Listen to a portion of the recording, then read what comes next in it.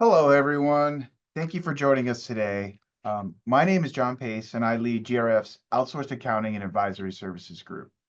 We work with nonprofits and businesses to help them optimize their accounting so that they can have the information and insights that they need to meet their goals. Today's world is dynamic and challenging with changes in technology and related tools happening quickly. Budgeting, planning, and forecasting are often top of mind for our clients. So today, we're happy to introduce you to Martus Solutions, which is a cloud-based budgeting and planning tool that seamlessly integrates with your accounting system. GRF partners with Martus to help bring advanced planning and insights to our clients. So with us here today, we have Joseph and Rita from Martus Solutions, who are going to give us an overview of what Martus can do for you and your organization. So with that, we'll begin the program today by turning it over to Rita from Martus. Thanks, John. I appreciate it. And hello, and thank you all for joining us today. My name is Rita Strauss. I am with Martus Solutions. I've been here about a year. I spent the prior 10 years as a Senior Regional Director of Channel for Intact, Sage Intact, to be exact. I've been in the industry a long, long time. And one of the compelling reasons for me to join Martus was that for the most part, or for uh, about 65% of customers in our market space are not using a formalized budgeting process, or trying to do it through Excel. And we know that's kind of a major disaster, especially if you get more than, a couple people involved in it, and you spend a lot of time fixing formulas and all that kind of stuff. So, Martus was one of the solutions that a lot of our Sage Intacct partners used. We actually integrate to about 20 different ERP systems, QuickBooks, Intact, but the strongest integration we have right now is with Sage Intacct.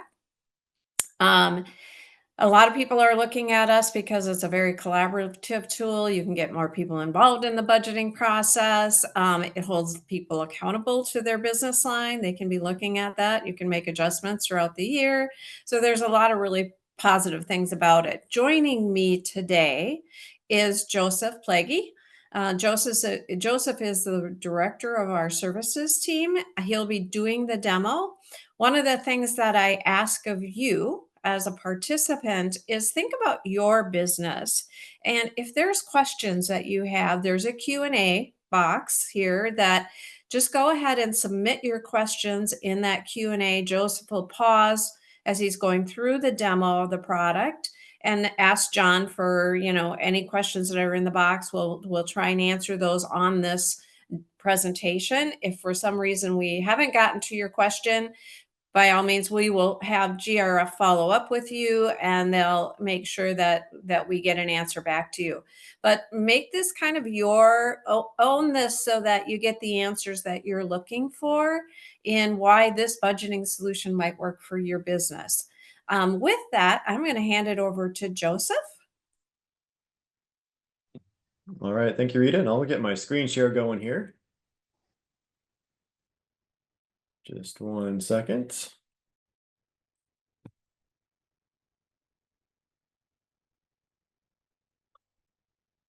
Okay, so give you a little bit of a roadmap here for what we're going to take a look at in Martus.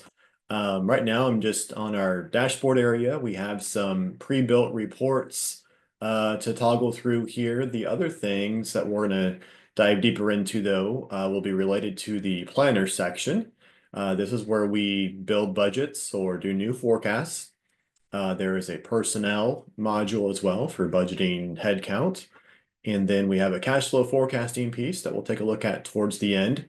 And one thing I'll mention as well while we're getting going is just that I'm going to be an admin user for purposes of this demo. And what that means is we have access to see and do everything in Martus. Now I realize that, you're going to have other users in Martus too that you probably don't want them seeing and doing everything. And so that's where you work with their users and the roles that they might have. And I've got an example pulled up here for you.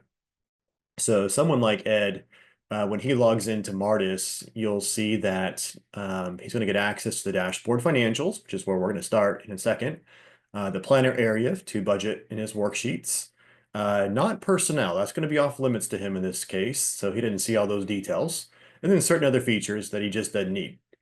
Now, as it relates to the data he's actually able to see, you can restrict users by any dimension. So dimensions from Sage Intacct, or if you're on QBO, think about, the class, the location that could be used there, the customer project. So those are what we call dimensions in Martus. And you can restrict them to those, right? So Ed, when he logs in, he would just have access to the 100 location. And inside of that one location, he's only going to get the facilities department there. So we're going to reflect the same structure that you have, in Intacct or QBO. That's just going to sync over as part of our integration. And then you can restrict users to those specific areas. So going back then over to our reports here, we'll start here. Just keep in mind, if Ed's logging in and he's looking at these dashboard widgets, or if we go over to our income statement, the data that Ed would see would be related to just facilities, right? So he's not going to see anything else to filter for. He would only see facilities. So I want to give you a little bit of overview on some of these pre-built reports first. And I mentioned pre-built because we do have a custom report builder as well. But with the pre-built reports, what's nice in Martus is you can give access to users. They come in and review, budget versus actuals, look at variances. And of course, then you can have, those discussions internally about what's happening. But throughout Martus, you're going to see blue. So on our income statement, we're looking at actuals right now in blue through September. That's my current month in my demo environment, September of 24.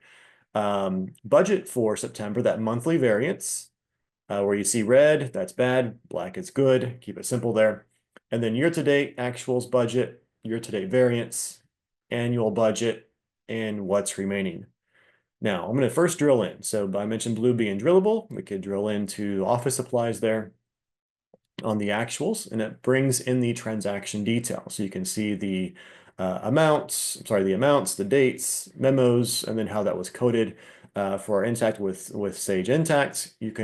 Our integration rather with Sage Intacct, you can also get attachments. So if there is an attachment there, you could click on it, it would turn blue, and you can see that in Martus also. So you can drill into those transactions, see detail. Now there could be some accounts that you don't want people drilling into. We've got drill down limited permissions. So like salaries or things like that, you can limit that drill down, or you can even restrict accounts. So for instance, they shouldn't even see salaries for the areas that they're responsible for. There's an option on the account setup to set those restrictions. And if they don't have permissions to view restricted accounts, they won't see those. Now back at the top, I want to show you a few other things here.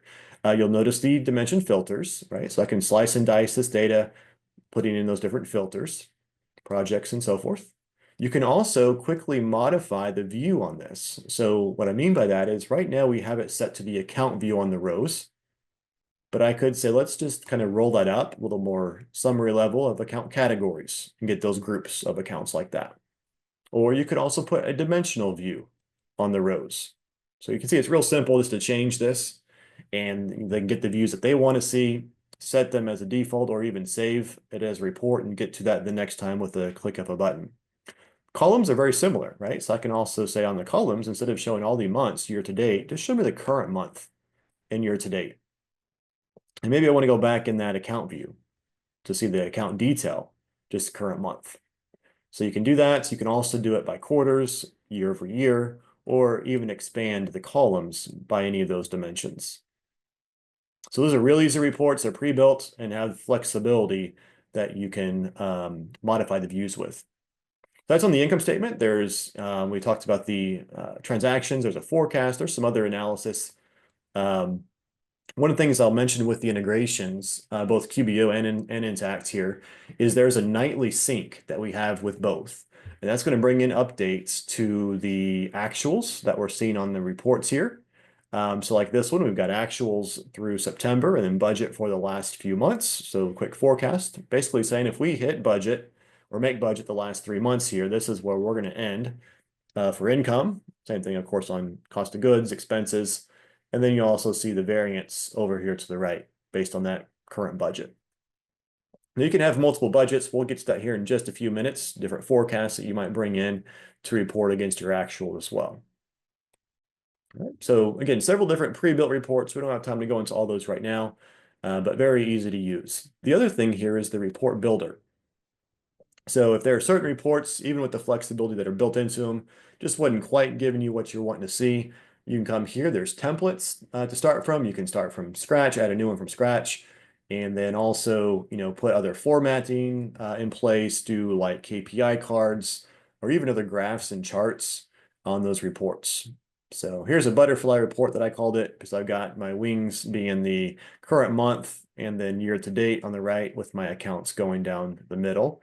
And then just some summary scorecards up here at the top. All right. Well, over on the updater, I mentioned our integrations with both the actuals syncing at night. The other thing that syncs are any updates to the chart of accounts and then the dimensions. And as I'm at here also, you can also do it on demand. So if I don't want to wait for that nightly sync, you can always sync updates on demand. So if we add a new account, we need to start budgeting for that. You'll sync that account right away and then come over here to the planner section and start using that in the budget.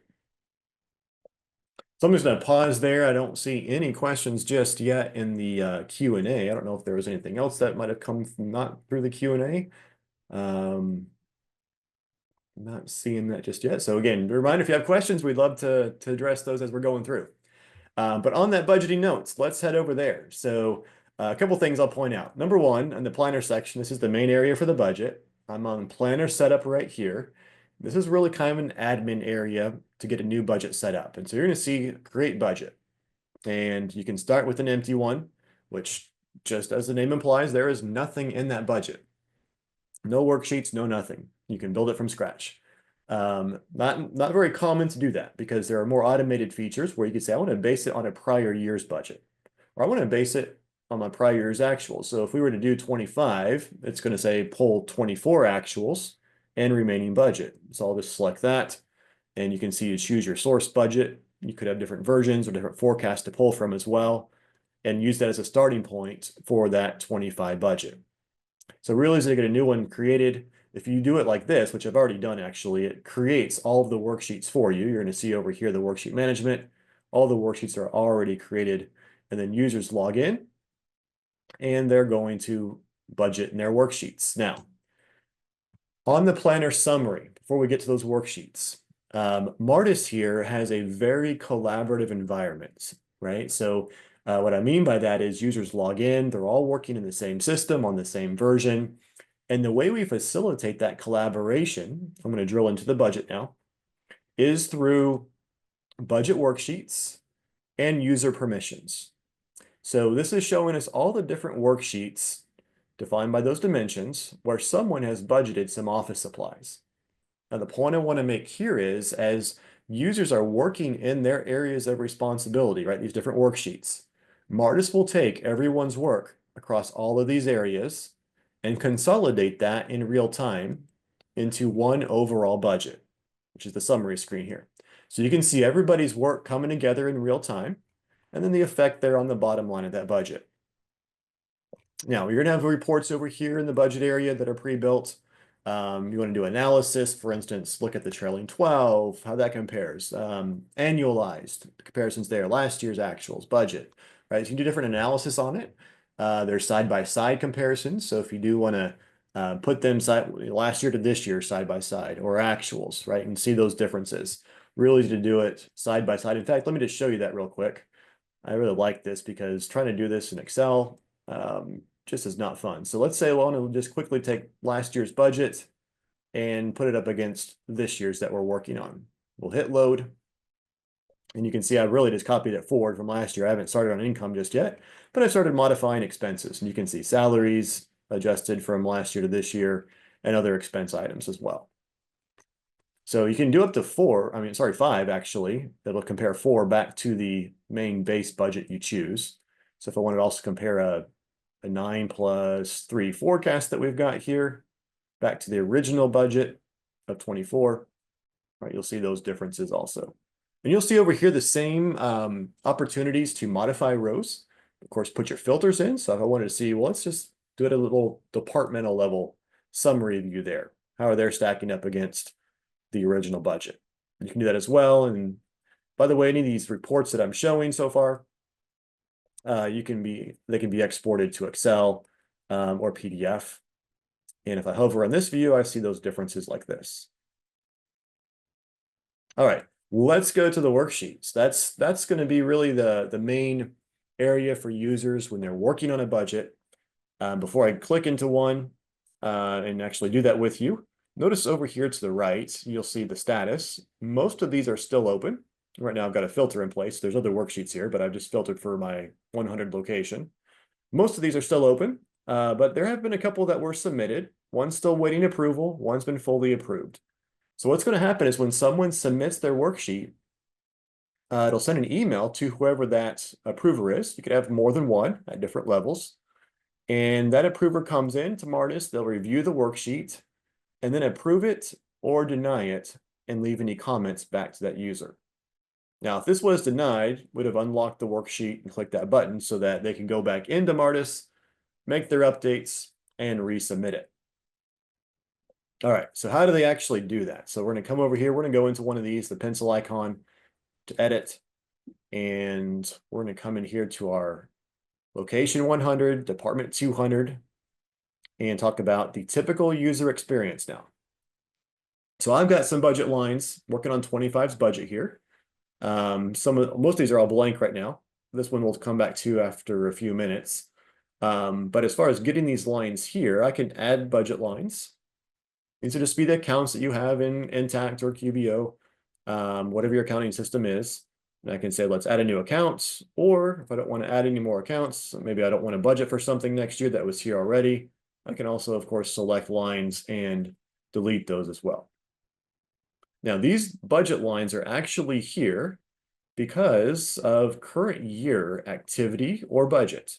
So I've now shown a reference data section so that users on one screen can easily see what's happened in the current year and with the remaining budget, or if they want to see just the actuals or just 24's budget or the trailing 12, right? There's options around what they can see in reference. Now, the idea with the reference section is to give them that reference point to help them fill out the budget area below. Now, a couple things they can do to get this going. Number one, I can say, let's do this initialize feature. What's nice about this is we can take actuals from the current year and apply those to the same months for next year. But we're not done with the current year just yet. So we're going to take budget for the last 3 months. I could increase or decrease those amounts. If I leave it at 100%, notice I've basically just taken what's in reference, my legal fees, and applied that as a starting point to next year's budget. Now, you can also click into these lines, tab through. You know, we're going to have some more next year, so let's just bump that up. And I'm going to hit enter and save it. That's one option. Another option that most of our clients really like is, or use, I will say, is the budget widget. And the reason why they like to use this is because of these quick adjustment types. So to give you a couple examples here, let's pretend we want to budget a monthly amount of office supplies. Say it's $100 a month. Preview that, and you'll see it makes that monthly spread for $100. I could do a weekly spread. Let me just show you that. So based on the starting date we have there, you see it's 4, 4, 5 weeks, and so forth. I could do a bi-weekly spread, quarterly, annual. So if I want to say I want to budget $10,000 in this budget line for the year and just have the system spread it evenly, that's what that one does. You can do custom spreads, for instance, like days in the month, or you can do adjustments by percentages, add or subtract other amounts. There's a burn rate feature here as well. So let's say we want to look at the trailing 12. Now, again, keep in mind, those are the actuals coming in from the accounting software. Mine's just demo data, but I can take that trailing 12 and say preview. And so it takes the average of that. Now, obviously, it's the same, but 1523 applied to next year. Or maybe I want to increase that. Copy existing values. I could also decrease it. Let's increase it by 5% there. Hit preview. And you'll see 1523 becomes that 1600. So if there was like seasonality in this budget line, it would easily capture that seasonality, and then you could apply your adjustment to that for next year. Now, the other option here is to put in notes. And by the way, you can also paste things from Excel. But our notes, so for my assumptions, someone's reviewing my work, I want them to know how I got here, or they want to know how I got there. I'm going to leave them some notes, right? So I'll just put this here for now. Notes go here. I'll copy that note down. You can do other notes, obviously, or make other adjustments, but let's go ahead and save that line. You'll see back in our worksheet, it gets updated. That little icon is blue now, and that just tells us there are notes there. So as I hover over there, I can see those notes. All right, I'm gonna make a quick pause here as well, see if there's any other questions. Not so far that I'm seeing. All right, well, let me tell you a few other things on this. I said I'd come back to this icon. This is what we call a special purpose worksheet. And so what a special purpose worksheet does is it allows you to do a couple things, actually. One is that you might want to itemize a budget line. So just like we see it listed here, I've got my software subscriptions listed out for this area, accounting software, Martus, my expense tracking. And based upon how all these are set to post to that software account, down here in summary, it'll aggregate those totals, concatenate notes for us. And this is the one budget line that we saw back in the worksheet, but all the detail is listed here. The other thing you might want to do is you could also do other formulas or calculations. So this is a very simple example where we've got a rate, $13 per month per user times the number of users, a quantity there to give us that 325. So there's lots of use cases for these formulas. I'm sure you've got some of these sitting in Excel or however you're doing your budget now. For revenue drivers, expense drivers, let's have an expense driven based upon revenue, things like that. So that's where these special purpose worksheets come in. You can build those formulas, those models out there in these worksheets. So again, all this is in Martus, gets summarized into the worksheet. And then when we're all finished, let's pretend we're finished with this area, we would hit submit and lock. That's when it's going to lock this worksheet down. It'll send an email to whoever the approver is. That approver comes into Martus, reviews the worksheet just like we see it, and then they can approve it or deny it and leave any comments back to that user. And by the way, you can upload attachments. There's an activity log for what's happened on the worksheet, and so they can upload those files as well. All right, so to bring this full circle, the work that we just did in this budget worksheet, going back over here to summary, mentioned how everybody's work is coming together in real time. Over here in our worksheet, if we filter for department 200, hit load, you're going to see there's that work, right? It's already been consolidated there for us. Now, when we have a budget complete, of course, we're going to make sure it's all locked down. You lock it down in Martus, or if they've submitted their worksheets, that'll lock it down automatically as well. You can take it and, for instance, send it back to Sage Intacct. There's a button here for Intacct. You'll see I can say, let's take my budget from 25 that I've been working on, select my Intacct budget ID, and sync it back there through the API. Okay. All right, one more thing I'll point out here are forecasts. There's two different ways to do this. Let me start with the planner setup first.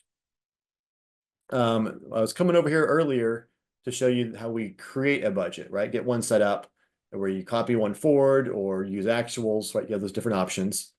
When you're working with the forecast, let me go back to 24 here. You can take an existing budget, make a copy of that. And in that new version, that new copied version here, like this forecast 9+3, you'd load actuals. And so in this case, I chose to load actuals January through September. And then in the last 3 months there, I'm going to make some new projections. So you're going to see if we go back to the worksheets, let me go back to 2024. What you're going to see here are the same worksheets that we saw before. So there's my 9+3. I'm going to go into this one again. And the only difference that you're going to notice is when we click into a budget line, say the legal fees here, notice it grays out those 9 months where we loaded actuals.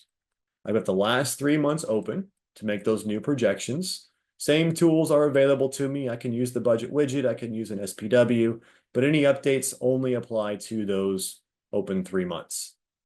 And there's other features too for what we call flat to budgets, or you could use basically getting us back to the amount that we compare back to, sorry, the amount we can compare back to in reference. So if I want to say, let's go back to the 24 budget, you're going to see some variances over here. If I want to realign it back to those totals, I can do that. All right, so that's one way for a forecast, which is really nice to use against reporting with actuals and things like that. We'll have clients that will do mid-year, quarterly, even monthly reforecast. The other option is a forecast module. And what's different about this is I would call this that quick kind of high-level forecast. What if we had funding increase or decrease? Or what does a 3-year forecast look like based on this budget that we've created? So notice here I've got a best case, worst case in this example. You choose at what level you want to do this at. So right now I'm just doing it by department and by account category. So I'm not going to go down to that account level. I'm not going to worry about projects or locations. I just want to see it kind of by departments. I click edit, takes us into the forecast detail here. And you're going to see I've made some adjustments on all these lines. Now here's the current budget that we've based it on. So you choose your source budget. In my best case, I got a 10% funding increase. And the way that you make these increases is you select. You can select columns, you can select rows and cross sections like that. But notice that when I do select a line, this adjust selected box comes up. And I can do it just for that one line. If I had more selected, I could do the same altogether. But you can do flat amounts or percentage increases and decreases. In this case, I did a 10% increase. Now that applied that to this column. I did a 25% funding decrease, worst case scenario, and then made adjustments again on the expenses. So at the very bottom, when we're all finished with this, we would click results. And you're going to see here's the current budget for these different departments and account categories, those groups. The overall difference in income compared back to the original budget. So this is our best case if we get a 10% funding increase, or if we get a 25% funding decrease. Comparison for income. Same thing on cost of goods, expenses. The very bottom, you'll see the overall difference then to the bottom line. Multi-year works the same way. The only difference on the multi-year is if you make an increase or decrease in 1 year, that rolls forward to the next, and you can stack additional increases or decreases on those remaining years. Otherwise, it works the same. You'll get the same outputs like this for a multi-year forecast. So just to give you the visual on that, without going through all those details again, choose the current budgets. I didn't make any updates to that current budget, so no differences there. And then 26, 27, and 28.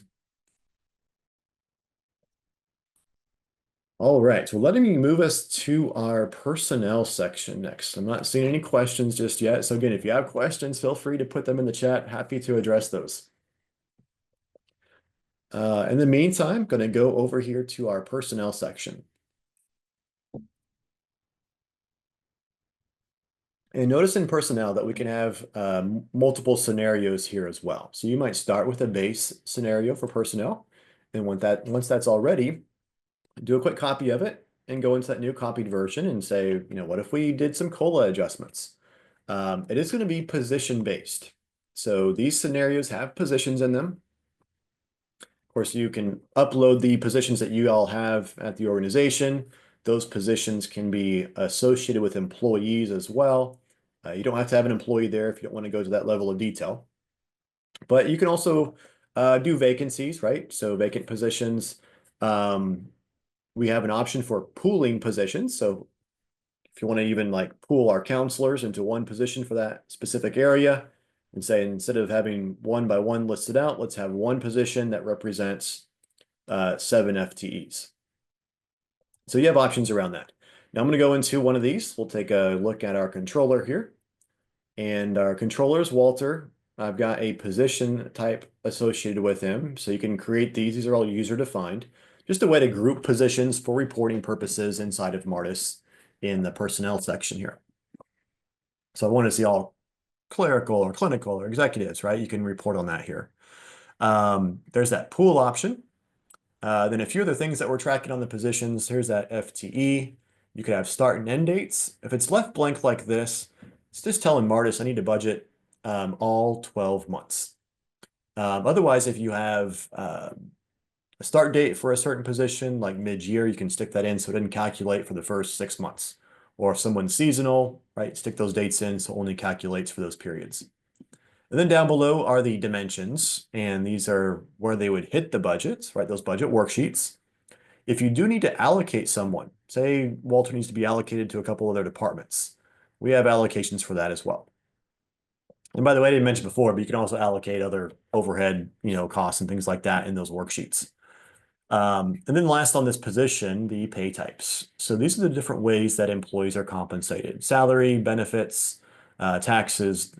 Those are all set up as you go through implementation. I'm going to go ahead and click View Detail here. Yeah, great question. Can you export the budget to Excel? Yes, you can. So back under our planner setup, you can export the whole budget to Excel, and even other reports in the budget can be exported to Excel. But you get the line by line detail, even with the notes for each line, that could all be exported to Excel. All right. The detail that we're seeing for Walter is broken down here by pay type. And so you can see what each pay type would be annually for this position, fully loaded there, right? The 124, taxes, insurance, everything. And then we've got the breakdown monthly. Now, what's nice about this screen, and let's just pretend that we were in a different scenario. From this screen, we can say, let's show everybody on salary with that pay type. So here's all my positions with the salary pay type, right? Well, let's do a select all, update pay items. Let's pretend that we were in that COLA adjustment scenario. We're going to say based on, let's start it in February so you can see the change. We're going to increase salaries by 5%. What would that look like? We'll update that. Okay. So notice that all these positions just got that 5% bump starting in February. Anything dependent on that, like taxes, retirement matches, all of that gets updated as well in this scenario. So the idea is you can have these different scenarios, figure out which one you'd actually like to use in your overall budget. I'm going to return that back to the original rate. And then we'll move on to our summary screen. So in the summary screen, this is how it's going to post back to the worksheets. It's going to go in summary by account and then those departments, right? The department location, the budget worksheets. And I say in summary because we've just seen a lot of detail here in those different areas: names, pay type detail, etc. It goes back into the worksheets in summary, and all that detail is going to stay in personnel budgeting. So again, this is a permission-based area. Only those who have the permission can access the level of detail that we've seen here. At the bottom of this screen, you choose your budget and then hit Post to Existing Budget. Now on the allocation piece, I'm going to come over here to our personnel allocations. So when we have a lot of clients that need to allocate their employees' positions to different areas, we'll go into Walter. Up here at the top, let's show our base scenario. So here's Walter's compensation, how it would post back to the accounts, and then the dimensions without any allocation. That's just based on his position setup that we saw before. However, we need to allocate Walter. So down here, we have the target lines. And all you're doing here is you would say add a new target and select which area we need to allocate Walter to. So locations, departments, projects, right? Any dimension you can allocate him to. So let's do one more. I've got 220. I've got a little bit on IT. And let's say we want to just put him a little bit on, for fun, HR. We'll select that. Notice here's my project tag, and let's do 25% there as well. Hit the plus. Now you can modify that monthly, otherwise this is the default. So now I've fully allocated him. I cannot allocate above 100%. We'll go ahead and save that allocation on Walter. And then back on the reports, if I come back to my scenarios, yes, Laura, good question. So can you upload the staff list from a spreadsheet? Yes, so you can import that from a spreadsheet here. We have a template, just list the positions. You can put employees' names with those positions and import that in. You can also import the compensation for them. So on the allocation analysis, thank you for that question. On the allocation analysis, then, let's filter for Walter. And we'll see him without the allocation first. So those are those primary dimensions on his position, fully loaded. If we show it with the allocation that we would want to post back to the worksheet, notice here we have actually zeroed out, right, in italics, those primary dimensions and allocated them 25%, 50% to those three areas. Breaks the FTE down, the hours. There's other views that you can get here. So if I just wanted to see like the FTE and monthly hours broken down month over month, you can do that. Or if I want to say, let's do it by dimension. I'll just go back here to the compensation amount for now. Take Walter's filter out, hit load. And so this does is it rolls everybody up. For instance, here's everybody on sales with no projects. We've got 5 FTEs, about 397,000 across these different positions.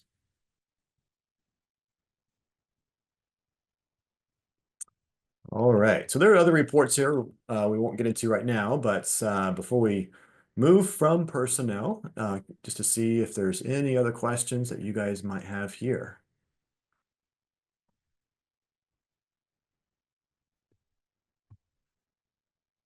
All right. Well, the last thing I'm going to show for our time together then is going to be a cash flow forecasting. So what's really nice about this is we can take an underlying budget, apply what we call amortization schedules to the income statement accounts. And these are all user defined. We'll have some that are pre-built, but you can add more schedules here. And basically what these do is they define the timing of the impact on cash, or the balance sheet accounts as well, from the income statement budget.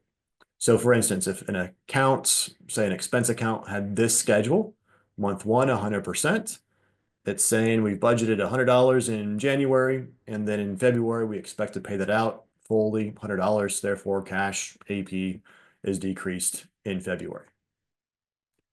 So you can create those different schedules, do different percentages across different months, revenue, expenses, those are tied then to the accounts. If I come to my account setup here, scroll down to our income statement accounts, notice here's my income accounts going through AR. I've got these default schedules, so an 80-20 for this account, the 25 for the first 4 months, month 0, 1, 2, and 3, etc. Let's get applied to the accounts. Now, what that does then is it gives us some quick outputs, one of these being the balance sheet impact report. And I say defaults because if certain budget lines didn't need to follow that same schedule, you can modify that. Okay, so you choose the budget you want to base this on. These are going to show all the balance sheet accounts directly impacted from that underlying budget. I could drill into those and see those budget lines, or I could also drill into this amort button to see the amortization schedule. And on this one, let's see, we have some insurance that we've budgeted. So $50,000 was budgeted in January. So notice AP is increased in January and then decreased in February once that gets paid out.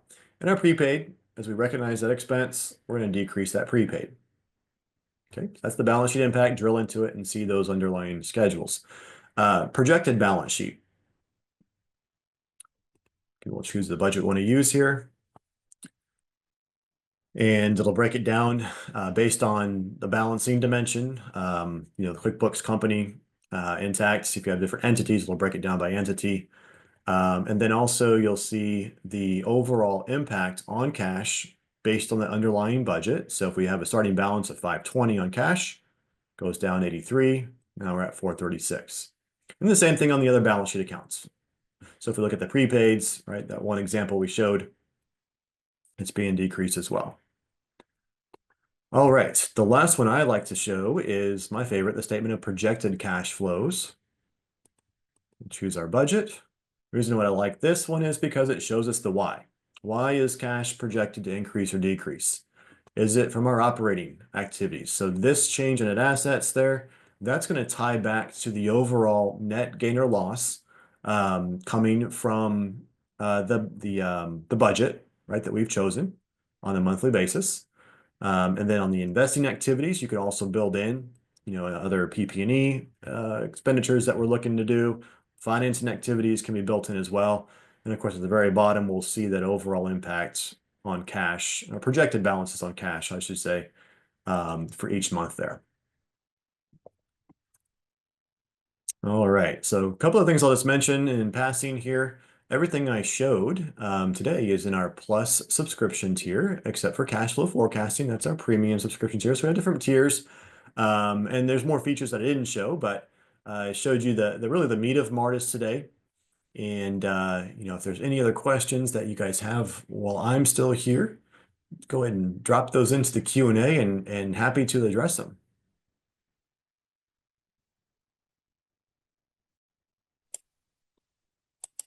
All right. If not, Rita, I'll turn it back over to you and the team at GRF here. So I'll stop my share. All right, thanks, Joseph. I really appreciate it, your time and showing us through the product. So next steps, GRF is one of our wonderful partners. They support Martus and really are your first line of contact. So if you've seen something today, you're interested in learning more about it, your first direction you go is to Heather. And she will talk about how you get a hold of her or John, depending on which person you're working with. They'll talk to you about next steps and how you get a hold of them and what you do. And we're here to support you as well as GRF as you move forward. So Heather, over to you. Perfect. Thank you, Rita. I'm going to go ahead and wrap us up today. So in conclusion, I just want to note that I personally firmly believe that nonprofit organizations that embrace the right budgeting and planning technology aren't just solving today's challenges, they're also setting themselves up for long-term success in a very evolving technology landscape. With that note, I just want to say that we truly appreciate you all taking the time to join us today. Be on the lookout for a follow-up email. We'll be sending out a link to the webinar recording along with contact information, as Rita was mentioning, for those who are interested in learning more. And then final note, we also want to extend a special invitation to GRF's second annual Accounting Technology Expo. This is taking place on July 31st at the District Winery in DC. It's really a fantastic opportunity to explore cutting-edge software, experience some interactive demonstrations from fabulous software vendors, Martus being one of those. You're going to have an opportunity to gain some valuable insights as well from industry experts. More details on that event and registration information will also be included in that follow-up email. Given that, thank you guys all for joining us today. We very much appreciate it. Have a wonderful rest of your day. Thank you, everyone. Thank you. Thanks all. Thanks.